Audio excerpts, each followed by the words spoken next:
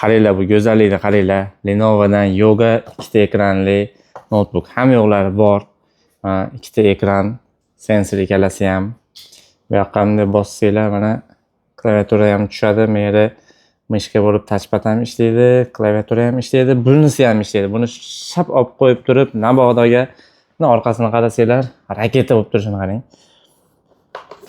Stiluslari ham bor mana. Stiluslari ham bor ekan. Hamma yo'g'i chiroyli holatda. Lenovo Yoga o'zi Lenovo zo'r firma.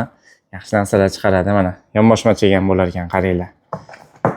Juda ham ishlatishga qulay, maza qilib treyderlar ham ishlatsa bo'ladi, aytishniklar ham ishlatsa bo'ladi. Core i7 13-avlod protsessoriga ega bo'lgan notebook.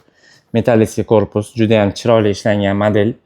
Intel Evo protsessor, 16 GB DDR5 operativka, 6400 MHz shina ekan. OLED matritsa ekranlari ham qaranglar, tiniq, chotki.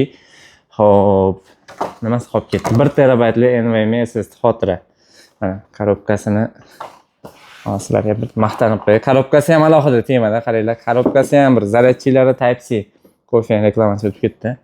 Xo'p, mana hamma parametrlar shu yerda yozilgan. 208 ga OLED touchscreen, 13.3 dyuymli ekran.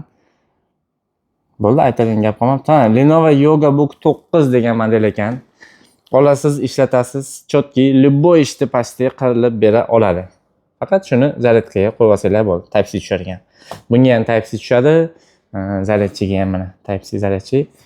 Narxini $900 qilib beramiz. Qanaqadir qo'shimcha savollar bo'lsa, notebook dunyosi kommentariyada yozib qoldiringlar. Sizlarga javob berishdan xursandmiz.